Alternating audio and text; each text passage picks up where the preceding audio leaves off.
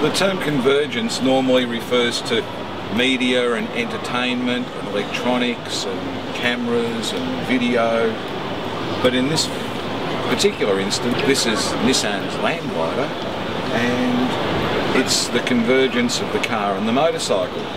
It's two people sitting one behind the other, it's a half-width vehicle, it's electric, and it lands through corners like a motorcycle. Being fully enclosed and with impact absorption zones and a composite protection tub, the Land Glider's pilot is a lot less vulnerable than a motorcycle rider. Yet the Land Glider's lightweight and the punchy electric motors mean a motorcycle-like torque-to-weight ratio for quick acceleration, and the steer-by-wire system leans the Land Glider up to 17 degrees. Now that may not be the 45 degree plus of a sports motorcycle, and the proof of concept will surely be in the driving experience as to how drive-by-wire feels in comparison to the mechanical systems we're accustomed to in tilting vehicles, but it's more than enough to have safe, low-speed fun commuting to the office. The Land Glider is one of a new wave of single-track concept vehicles being shown by automakers this year as they begin preparing for yet another looming crisis for the auto industry. This one's called global traffic congestion. The number of vehicles on the world's road will double between 1990 and 2025, while the total length of commonly used roadway in cities will essentially remain the same. In Europe, drivers already spend 1/4 of their road-going time in traffic jams, so as the number of vehicles grows, a future of extremely congested roadways looks likely unless something is done. The developing supernations of Brazil, Russia, India and China alone will add billions of new cars to our roads over the next few decades. Automobiles per capita has long been an indicator of a country's economic prosperity, and as these highly populous nations grow wealthy, massive automobile uptake is being forecast. Right now, China has 131 cars per 1,000 people, and India has just 12 cars per 1,000. By 2050, India will have 382 cars per 1,000 people, and China will have 363 cars per 1,000. By 2050, India will be the most populous nation on earth with 1.6 billion people, and China will be close second with 1.5. Do the math and you'll begin to understand the problems we face. By 2050, China and India alone will have 1.1 billion cars, and that's more than the total number of cars in use on the planet right now, and with an infrastructure that's likely to be well behind that growth. 2 years ago, humanity passed the point where 50% of the world's population was living in urban areas. Cities are a relatively recent development in civilization. 200 years ago, just 3% of the global population lived in cities, and over the next 150 years, by 1950, that grew to 30%. But the numbers are now surging, and the number of people in urban areas will climb to 5 billion by 2030, which will be more than 60% of the population of the planet. Yet cities cannot build more roads because there is just no more space.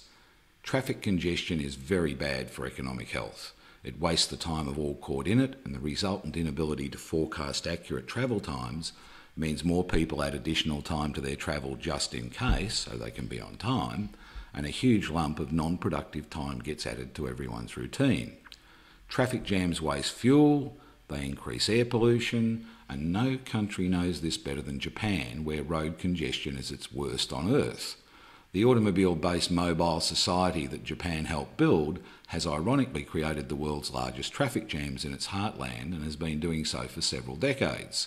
Over that time, Japan has been learning about mass mobility in confined and congested spaces, and it's interesting to look back through previous Nissan concept cars of the last few years that have also incorporated solutions for traffic jams such as Pivo and Pivo 2. Both of which had wheels that turned 90 degrees and a 360-degree rotating cabin, offering the ability to drive out of any situation forwards. The view of many designers is that the move to smaller vehicles is inevitable to ease traffic congestion and to make a smaller object which can flow through traffic more easily at the same time as being as energy and space efficient as possible. Now, motorcycle riders have known this secret for a long time. Motorcycle point-to-point times are pretty much immune to traffic conditions. You simply ride through the jam with your smaller, more manoeuvrable machine, capable of picking its way through holes in the traffic. Statistics from the City of London show that at peak times the average vehicle speed is just 3 miles an hour.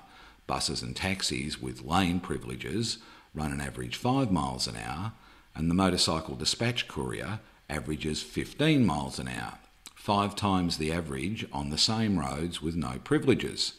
In Bangkok, ranked 4th in the world's worst traffic jams by Time magazine, the fastest point-to-point vehicle is the motorcycle taxi, affectionately known as the Bangkok helicopter.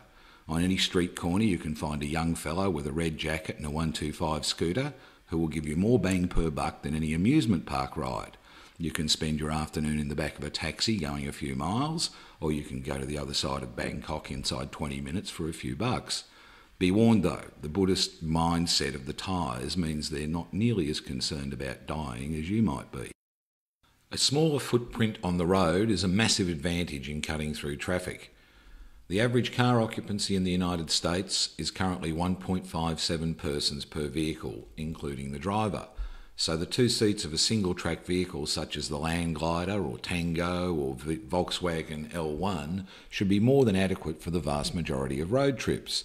Not surprisingly, the first parameter chosen by Nissan in penning the Land Glider from a clean sheet was its width. Nissan kindly provided us with access to its design engineers on the Land Glider project, and it became clear that they decided the narrow width of the vehicle long before they had decided on tilting as a means of obtaining dynamic stability. The Nissan's tilting mechanism goes one step further than the tandem half-width cars shown by Volkswagen and Renault at the Frankfurt Motor Show last month. Both of those cars sit flat on the road like a conventional car, while the Land Glider's body moves in the same way as the motorcycle.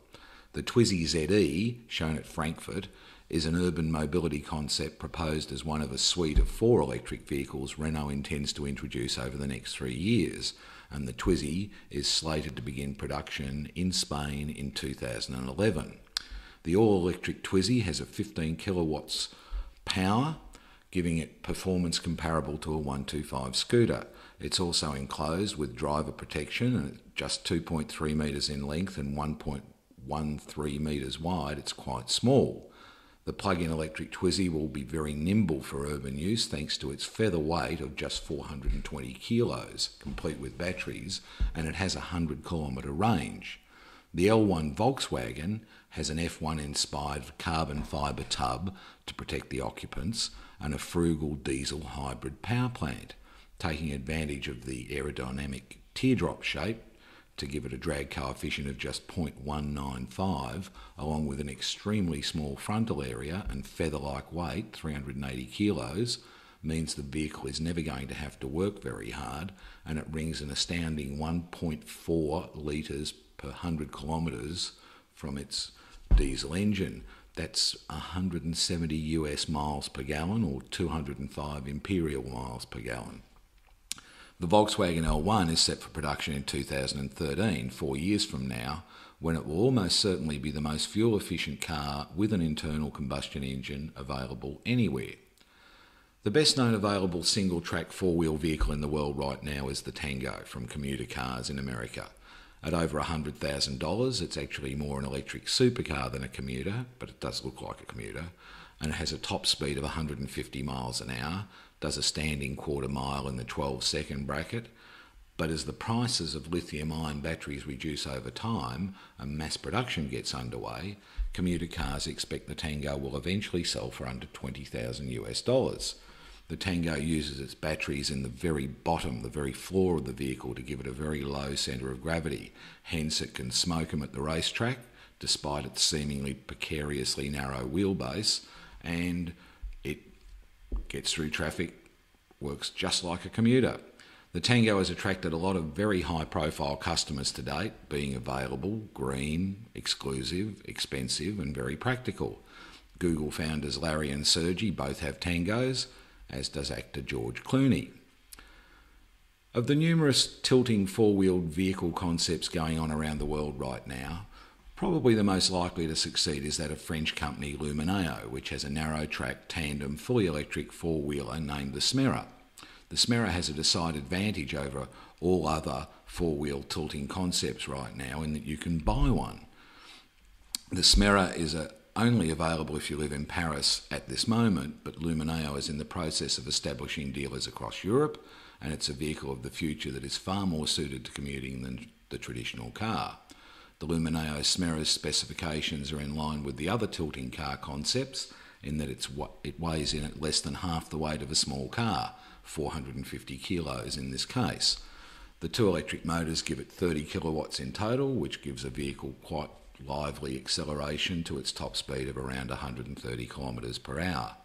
Most significantly, it has a range of 150 kilometres, which makes it a viable electric vehicle that's available right this moment. Another very similar machine is the Tilting Car project based in London. The company's 350 kilo narrow car tilts, uses a 400cc motorcycle engine, and it has a top speed of 85 miles per hour, similar to that of the Smera, and it gets 100 miles to the gallon. For now, it's still a concept in development, but with strong links to automotive design and race experts ProDrive, it's more likely to get up than not. BMW's enclosed C3 motorcycle was launched a decade ago and withdrawn from the market through lack of interest. It was so far ahead of its time that it is now re-emerging as a two-wheel road safety pin-up vehicle. The design addresses most of the safety concerns of a motorcycle, benefits from a host of active safety technologies introduced by BMW since we last saw the C3 available a decade ago, and now it's electric. It's the safest motorcycle design yet made, without doubt. It was a decade ahead of its time, and its time is now. The C3 may be one of those very rare products which gets a second chance at life and goes on to become a killer app. Adiva's fully enclosed design first saw the market as the Benelli Adiva, which we tested and raved about 5 years ago. The Adiva design is quite similar to BMW's fully enclosed design, and it offers the additional ability to fold the roof away on sunny days, yet put it up and stay warm and dry when it rains, and it only takes a few seconds to do that. A CVT transmission ensures the engine is always operating at peak efficiency, and the company finally has volume production lined up, and we expect it to become a major player with its Italian design and Chinese production, creating a compelling proposition to commuters with its 125 and 200cc fully enclosed motor scooters. At Tokyo, Adiva announced two three-wheel variants, one with two wheels at the front and one with two wheels at the rear. The latter to be known as the Moose and sold as a reconfigurable electric urban commercial delivery vehicle. Now, we haven't been able to untangle the complex rebadging, OEM, manufacture, design and distribution relationships between the Adiva Moose and the products of Chinese manufacturer Xinyi and the visions of Italian design house Ex Novo. A very similar machine to the Adiva Moose, albeit with an internal combustion 150cc motor, is produced by Xinyi, and European distributor Sidam has been showing an identical design to the Moose in electric hybrid and internal combustion forms for several years. In Canada, the Xinyi sells for 5,500 Canadian dollars, and in America it forms the basis of the Automoto, which comes with anti-lock brakes, a built-in speaker system with provision for an MP3 player to be plugged in, a lockable luggage compartment, and a range of accessories including side door enclosures and additional lockable luggage compartments. What we do know is the design is a ripper. I first came across a Xinyi in the streets of Akihabara in 2007 at the time of the Tokyo Motor Show, and spent some time talking to the owner, who reported the machine was perfect for Tokyo's congested roadways, really easy to ride, and had been extremely reliable. I expect the Xinyi in its various forms to do very well indeed, and it might well be that it becomes a massive sales success, even if it does get offered in slightly different forms with different brand names in different markets. In America, as the Automoto, it's probably the most enticing of the lot at just US $3,800. In the middle ground, a number of tilting three-wheeled machines have emerged, most successfully from Piaggio and Galera. Piaggio markets several different versions of the three-wheeler, including a hybrid electric with a 125cc internal combustion engine and with normal internal combustion engines from 125 to the sports-orientated 500 Fuoco Galera.